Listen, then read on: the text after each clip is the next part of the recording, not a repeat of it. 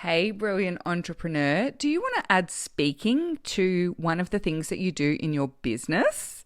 And would you love to ensure that you can maximize the return on investment for your time that you get from having a speaking gig?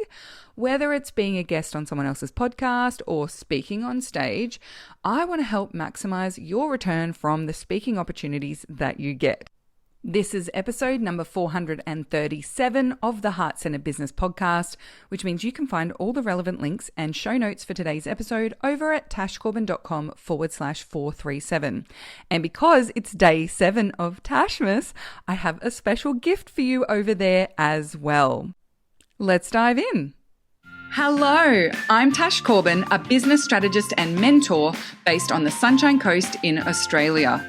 The mission of this podcast is to help heart-centered entrepreneurs to make more money and in doing so, change the world for the better. This podcast was recorded on the lands of the Gubbi Gubbi and Jinnaburra people.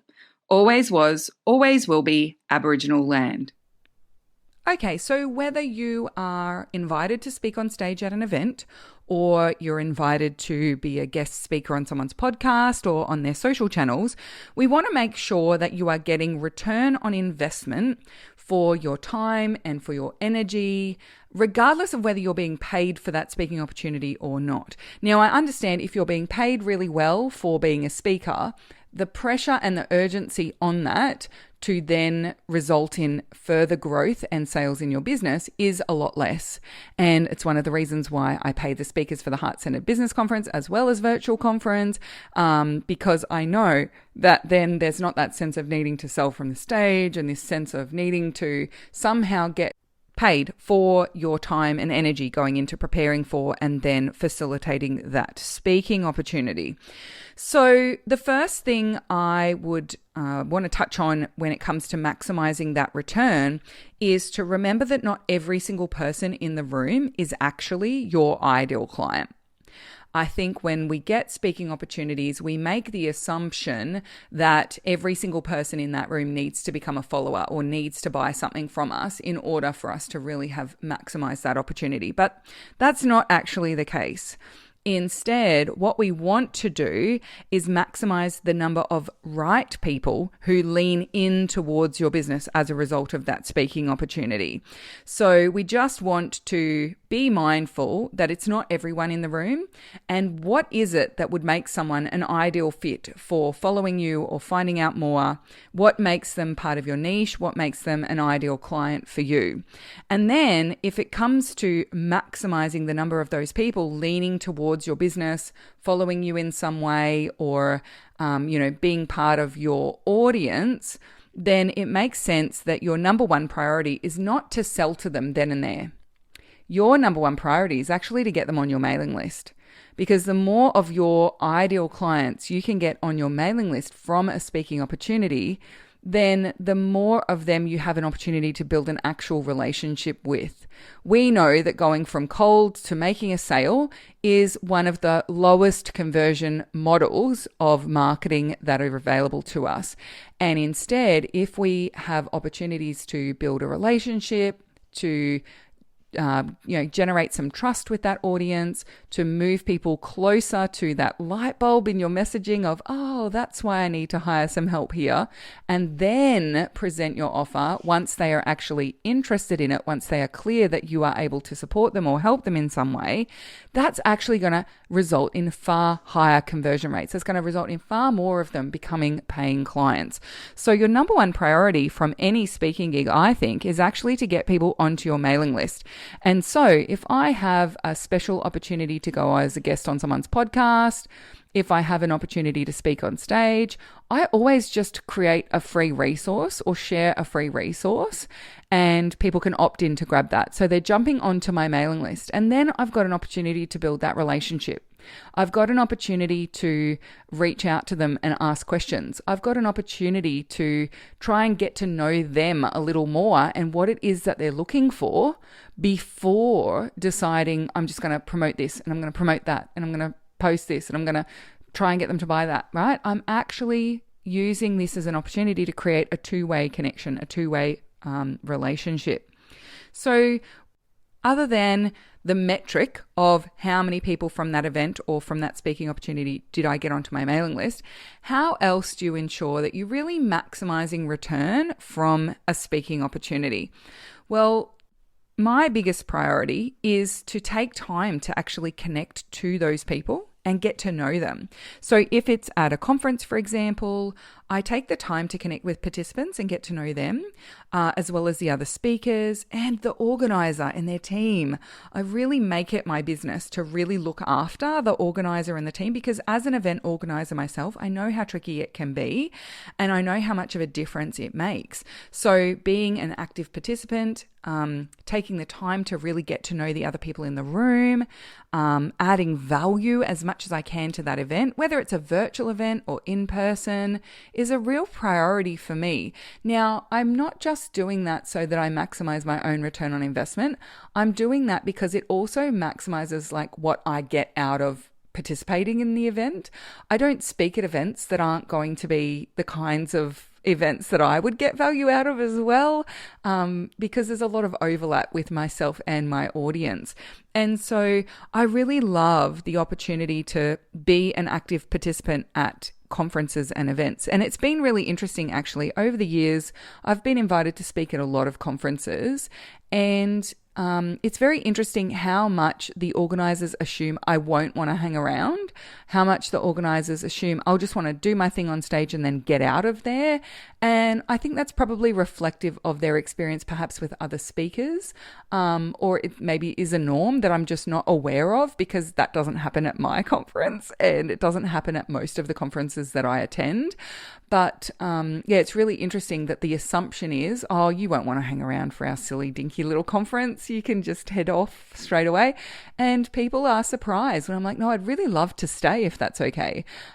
Please, like, put me at a table. Use me as much as you can to support the outcomes of that event for your attendees, because I really do want to contribute to the event's success, not just have my 15 minutes of glory on stage.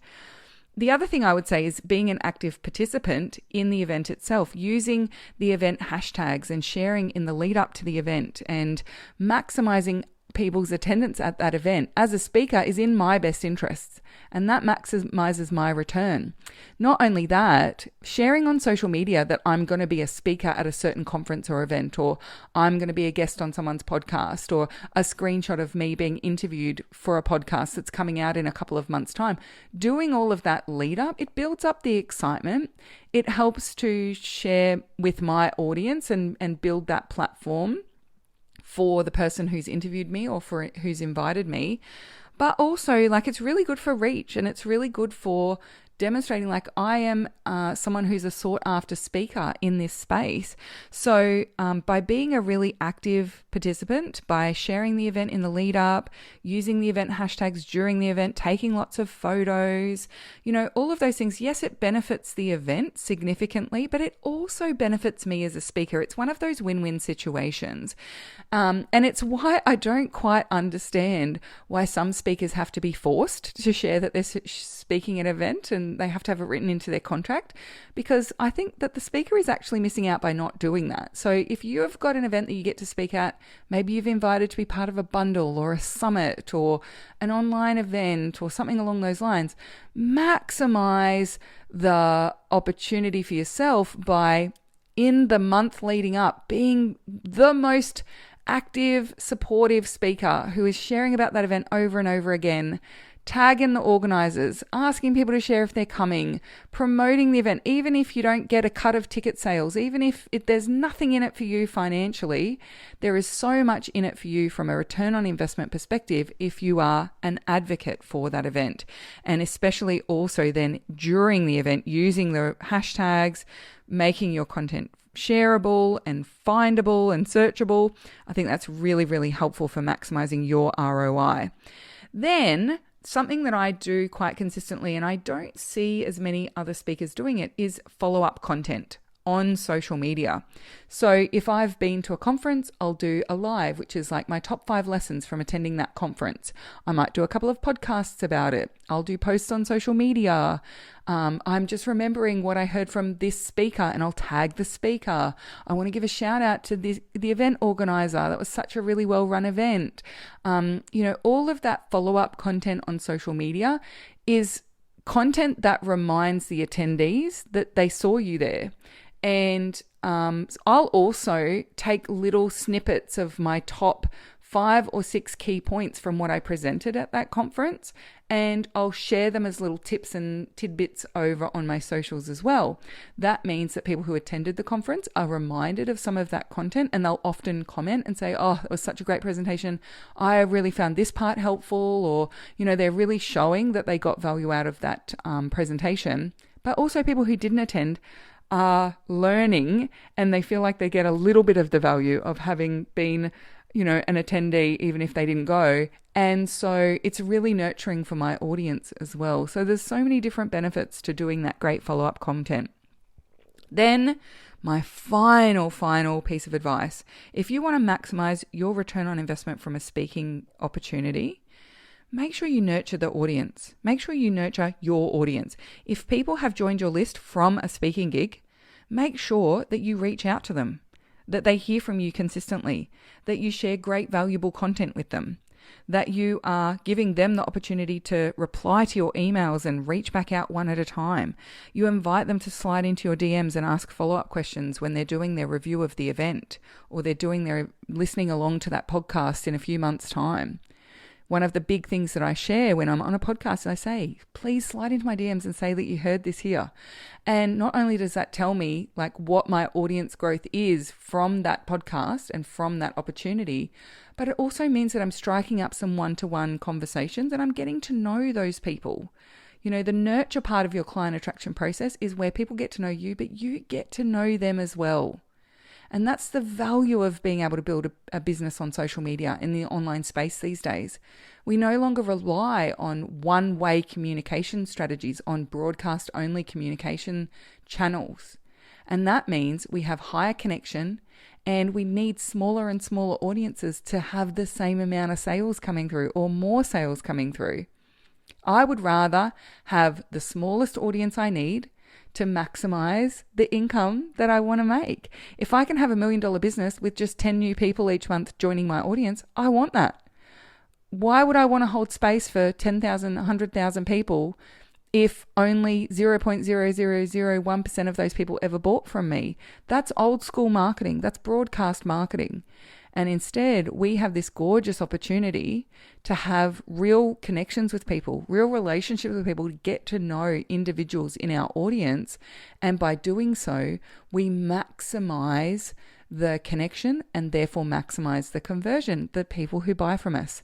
So be really good, really consistent at nurturing your audience consistently, and particularly after speaking events, making sure you're nailing those consistent emails going out, your consistent content on socials, and nurturing those new connections and that fresh audience as they come in. All right, so it is day 7 of Tashmas, and I have a special opportunity for you. I would love to hear your pitch to be a speaker at my next virtual conference. I'm hosting the Heart-Centered Virtual Business Conference in March of 2025, and I am currently looking for speakers. I want to lock in 10 speakers between now and the middle of January. 10. I need 10 speakers. But the first place that I look for speakers is my ticket holders. So if you don't yet have your ticket to the Heart-Centered Virtual Business Conference, over in the show notes of today's episode at tashcorbin.com/437, I have a special little coupon code for you to go and purchase your ticket and access that at a discount. And by being a ticket holder, you will then receive the call out email that I am sending before I finish up at the end of the year, where I'm inviting you to pitch to be a speaker. And if you are successful in being selected as a speaker, it's a paid speaking opportunity to speak at the Heart-Centered Virtual Business Conference.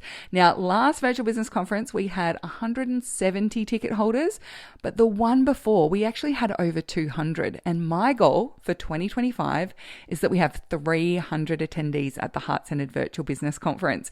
It's a 2-day online event. It's not a sit and listen at your desk kind of event, though. We have body breaks. We have structured speed networking. We have spotlight sessions where you get to get you and your business in the spotlight. We have a gorgeous supportive community. We even have breakout rooms for between the sessions and overnight. We have a chatty room where people can go and chitty chatty with each other. And virtual conference is an amazing, spectacular opportunity for speakers and attendees alike. I had someone who attended the Heart-Centered Virtual Business Conference earlier this year in March, and she ended up making a $7,000 VIP package sale to someone she met in our speed networking session. And it was so gorgeous. And both of them were just so excited that they'd met each other at virtual conference. So make sure that you've got your ticket. Go to tashcorbin.com/437, grab your coupon code and grab your ticket to the Heart-Centered Virtual Business Conference for 2025. And then you'll be able to be part of our Pitch Fest, which is where ticket holders get to pitch to be selected as a speaker at virtual conference. Thank you so much for joining me for this episode of the Heart-Centered Business Podcast. And until next time, I cannot wait to see you shine. Bye for now.